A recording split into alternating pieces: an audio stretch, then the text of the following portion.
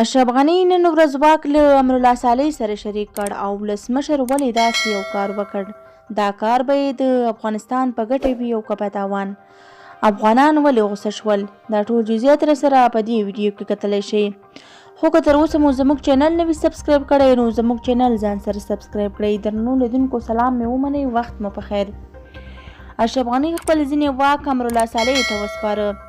افغان ولسمشر محمد غني د کډوالو کورنیو بېځایه شویو ته د ځمکې ویشلو له ملګرو ملتونو، نادولتي ادارو او مدني ټولنې سره د چارو همغږي کولو واک خپل لومړي مرستیال امرالله صالح ته وسپاره.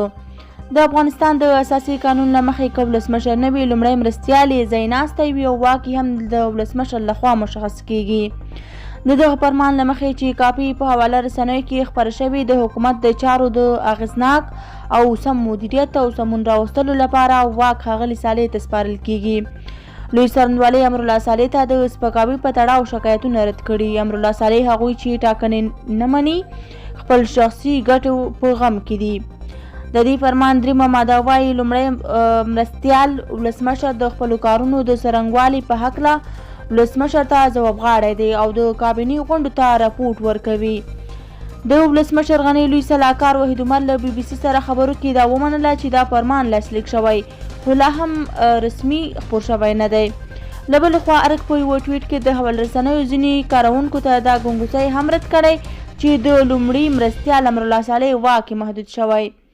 ولسمشر غني د لومړي مرستیال د واک په خوندیتوب ساتلو سره په یوه فرمان کې نوموړي ته یوه برخه ځانګړی واک هم سپارلی.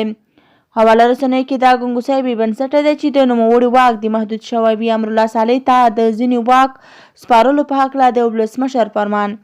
ښاغلی صالح د ملي امنیت لوی ریاست مشر تیر شوی او د افغانستان په امنیتي برخه کې یو وتلی څیره بلل کیږي. د حواله رسنیو ځینې کاروونکي دې خبر ته غبرګون ښودلی او ښاغلی صالح ته د امنیتي واک نه سپارل د نوموړي له پامه غورځول بللي.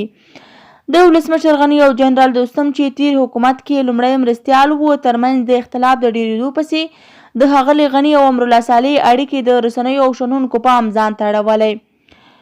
دا وه زموږ د نن ورځې ویډیو. که ویډیو مو خوښه وي نو زموږ ویډیو لایک او زموږ چینل سبسکرایب کړئ. له توجه څخه مو نړۍ مننه. تر بیا ښې چارې ولرئ.